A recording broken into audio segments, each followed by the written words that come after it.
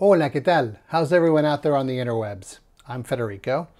Today's Spanish vertical vocab is about computers.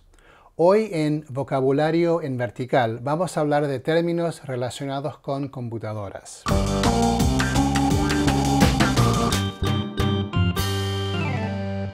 Let's jump right in. This is a computer. In most of the Spanish-speaking world, it's called una computadora. Esto es una computadora de Apple.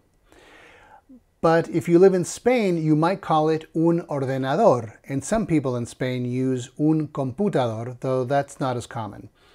Esto es un ordenador de Apple. In Argentina, where I'm from, and where we love abbreviating words, we call it una compu. Esta compu es de Apple. Interestingly, if you refer to the computer by brand or model, for example, I have a Dell, you'll use a different article depending on whether in your country you call it un ordenador or una computadora. In Spain, you'd say, tengo un Dell. And in most other Spanish-speaking countries, you'd say, tengo una Dell. Now, this isn't just a computer. Specifically, it's a laptop. You can refer to it as una computadora portátil, un ordenador portátil, una portátil, or un portátil, because of that whole gender thing. And because when it comes to technology, most of the Spanish-speaking world, including Spain, uses English terms, you'll also hear laptops called una laptop or un laptop. They're both correct. A desktop computer is computadora de escritorio or computadora de sobremesa, as in casa tengo dos computadoras de sobremesa. I grew up saying computadora de escritorio, but I like the word sobremesa, which translates loosely to over or on the table. I just think it sounds classy. If in your country computers are masculine, you'd call them un ordenador de sobremesa or de escritorio. What parts make up a computer? Well, a computer has a screen, una pantalla, and if I didn't have an Argentine accent, I'd call it una pantalla, but I'm from Argentina, so this is what you get. Why do you think I have this outrageous accent? Computers also have keyboards, un teclado, on which you type, escribir, or some people say tipear, as in, me divierto mucho escribiendo emails, or me divierto mucho tipeando emails. Some computers have a mouse, which technically is called un ratón in Spanish, though a lot of Spanish speakers call them un mouse. Los ratones come in two varieties, corded and wireless.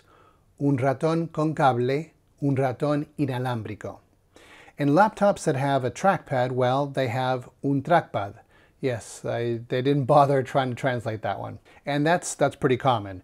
It varies from country to Spanish-speaking country, but a lot of technology words are the same in Spanish, just with a bit of Latino flair. So for example, this is un router, el Wi-Fi or el Wi-Fi, un modem, un Apple Pencil, un LED, un televisor LED, una webcam, un smartphone, un Android, un iPhone, un dongle, un hub USB, el floss. Inside the computer, there are a bunch of other things. This is a motherboard, una placa madre, una placa base, a hard drive, un disco rígido, un disco duro, un disco, un rígido, but not un duro, because that refers to money, as in tengo 100 duros.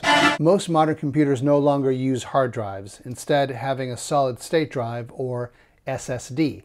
In Spanish, an SSD is officially called una unidad de estado sólido, or just un SSD. Inside them, computers also have chips, are chips, un ventilador is a fan, cables are cables, baterías de litio are lithium batteries, tornillos are screws, una tarjeta gráfica or GPU is a graphics card or GPU, una tarjeta de expansión is an expansion card, memoria, tarjetas de memoria or RAM is what you'd think, memory cards or RAM. Una fuente de alimentación, or simply una fuente, is a power supply. If you're talking about a traditional PC which comes in a computer case, you'd call that la caja or el gabinete. Personally, I like the term gabinete, which means cabinet, so I just think it sounds better.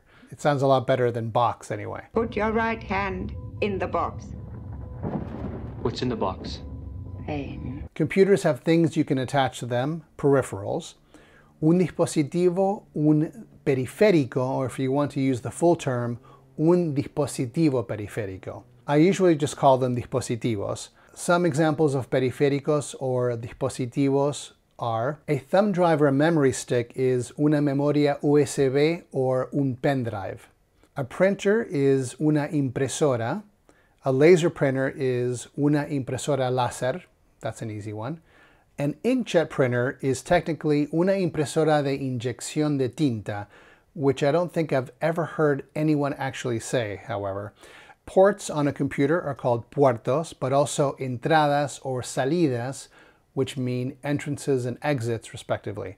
So here's an HDMI port, un puerto HDMI. And here's una salida USB-C, a USB-C port. And here's una entrada de audio, an audio input.